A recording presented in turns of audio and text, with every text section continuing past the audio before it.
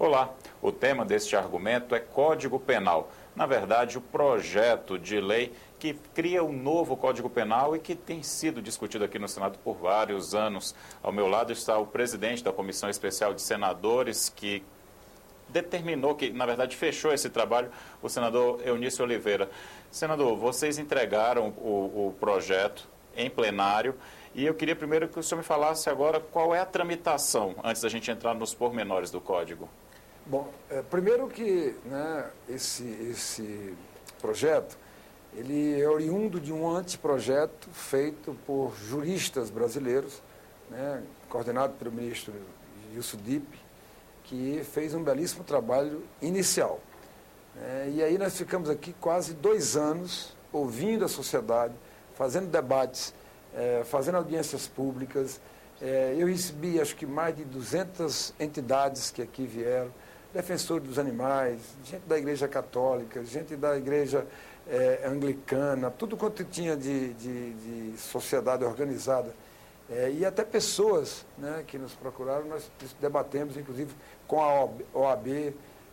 Foi feito um debate amplo para que a gente pegasse algo que tem 70 anos de vida, que é o Código Penal brasileiro, de um período em que o Brasil era ainda um Brasil rural, onde não tínhamos meios de comunicação adequados, onde a gente não tinha internet, não tinha porque não existia na realidade. Então era um Código Penal do Brasil rural, onde a violência era mínima, onde os aglomerados de cidades eram pequenos, as pessoas ainda tinham uma condição totalmente diferente no que se refere à questão da violência. E, além disso, foram agregando leis.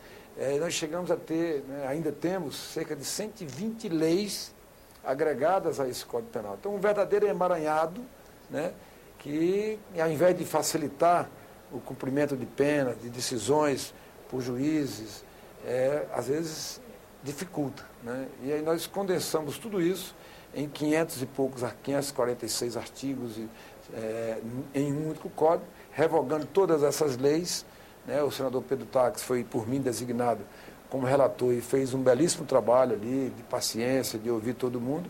E nós concluímos o nosso trabalho, eu estou com consciência do dever cumprido, de entregar para a sociedade brasileira não a salvação para essa questão da violência que assusta a todos nós, principalmente as camadas mais simples, que pegam ônibus de madrugada, que chegam em casa tarde da noite, que trabalham à noite. Então, essas pessoas são muito mais angustiadas.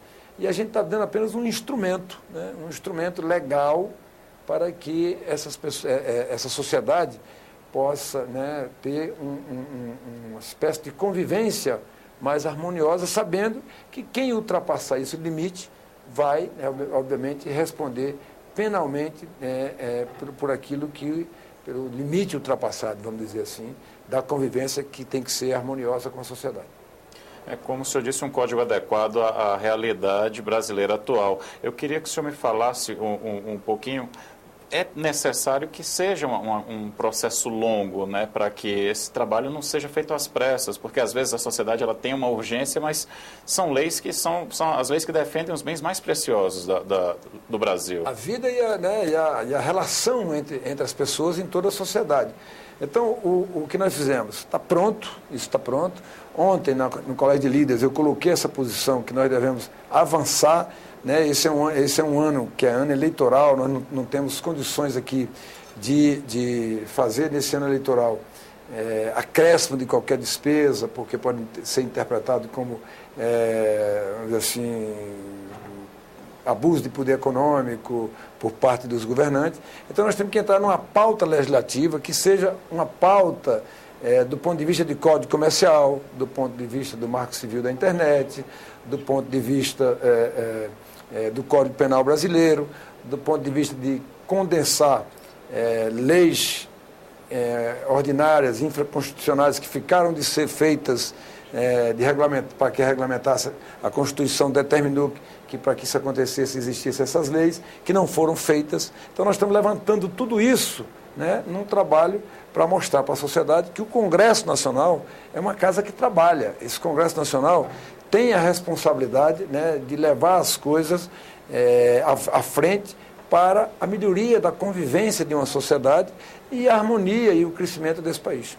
O código agora ele só vai ser analisado pelo plenário, ele volta para a CCJ, como é que funciona? Não, ele, ao fazer isso, nós encaminhamos direto para a CCJ, porque a comissão, os 11 membros que compuseram a comissão são todos oriundos da CCJ, então todo mundo já conhece o código, todo mundo, eu vou votar da forma como ele veio da comissão, não tem nenhuma emenda a fazer na Comissão de Constituição e Justiça, para que a gente possa trazer já ainda, logo depois do Carnaval, esse código para ser votado aqui no plenário do Senado Federal. Eu acho que a sociedade inteira espera por um instrumento que não vai resolver a questão da violência, mas é um instrumento, né, que ajuda nessa questão da violência que, repito, assusta a todos os brasileiros.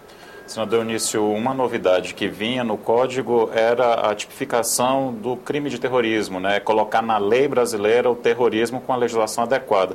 Só que acabou que essa discussão já foi para o plenário antes do Código e o senhor foi o relator designado para fazer com que esse projeto pudesse andar. Eu queria saber em que pé está. Ele saiu do Código, é um projeto à parte, como é que vai funcionar isso? Bom, eu fui escolhido para... Nós temos 2 relatórios. O relatório que está no Código, e o relatório que foi feito aqui de uma comissão que está tratando da regulamentação das leis, da complementação das leis à Constituição de 88 ainda.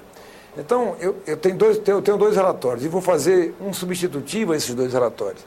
Por quê? Primeiro, eu quero deixar bem claro aqui que jamais o senador Eunício Oliveira, que foi, como estava conversando ali há pouco, né, militante, né, de movimento estudantil contra a ditadura militar, ia ousar, ia assumir, ia aceitar uma relatoria que fosse para proibir manifestações livres e democráticas, né? Não baderna, não mascarados, não infiltrados, mas, repito, esses movimentos sociais ou da sociedade livre, dos jovens, né, no chamado rolezinho, no jovem que pega seu cartaz e vai para as ruas.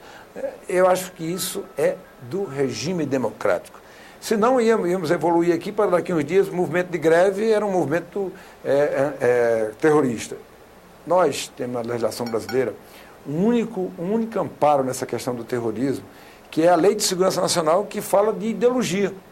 Ora, se nós estamos aqui discutindo, fazendo um debate aqui, e você não concorda comigo, e se nós juntássemos aqui um grupo para debater algo que fosse contrário à vontade do governo, era considerado um grupo terrorista, né? Era considerado um grupo terrorista pela ditadura militar. Então, esse é o último resquício, dos últimos resquícios da ditadura militar, que nós não devemos preservar e nem valorizar. O Brasil, o mundo, existem 14 tratados nessa questão do terrorismo internacional. E o Brasil é signatário de 9 desses 14 tratados. Mas não tem nenhuma legislação para proteger um chefe de Estado. Aí vão dizer, não, nós estamos fazendo isso por causa da Copa. Não, nós estamos debatendo isso há 2 anos aqui. Quem encaminhou isso para o Senado foi a Comissão de Juristas, presidida por ministro do Tribunal Superior, como é o caso do ministro Dipp. E nós aqui fizemos um debate em relação a essa matéria. O que é terrorismo? Eu vou fazer um substitutivo tipificando o que é terrorismo, né?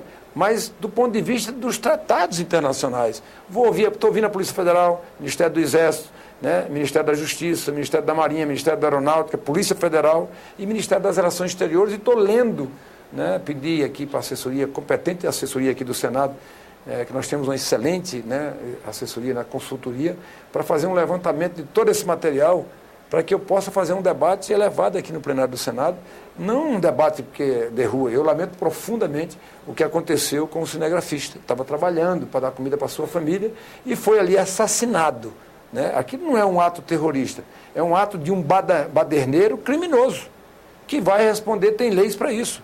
É diferente do crime de terrorismo, completamente do crime de terrorismo. Nós vamos receber, sim, delegações estrangeiras, nós vamos receber, agora, há pouco tempo atrás, todo mundo assistiu aquela questão da embaixada de Israel na Argentina, que ali foi um ato terrorista. Aquilo sim, aquilo é um ato terrorista. Então, os chefes de Estado, quando chegam em um país, ou nós, por exemplo, quando viajamos, que temos passaporte diplomático, que chegamos a um país diferente, eu, para sair do Brasil, eu tenho que comunicar ao Senado que estou saindo e dizendo para onde vou. Por quê? Porque eu sou parte da representação política do Brasil, né? E vou lá como alguém que representa um poder. E, ao estar representando um poder, eu sou protegido por essa lei, né, e por esses tratados assinados do Brasil com esses países, né? Então, se existe isso, nós temos que legalizar. Meu Deus do céu, se acontecer alguma coisa do ponto de vista de terrorismo internacional no Brasil, qual lei nós vamos aplicar? Como nós vamos punir, né, essas pessoas? Ah, mas eu vi dia desse escrito, alguém dizendo o seguinte: ah, mas o terrorista, né, já é terrorista, ele não se incomoda com lei. Mas nós temos a lei para punir. E se você não tiver a lei para punir, então vai virar o terrorismo, vai ficar terrorismo e vai ficar assim? Não tem, quer dizer, não tem o menor sentido. Então são duas coisas distintas. Uma coisa é a lei de greve, outra coisa é manifestação pacífica, outra coisa é baderneiro, assassino, né? É bem diferente de terrorista, de ato de terrorismo. Então nós estamos separando as duas coisas. Para fechar bem rapidinho, senador, a expectativa do seu substitutivo chegar para ser votado em plenário?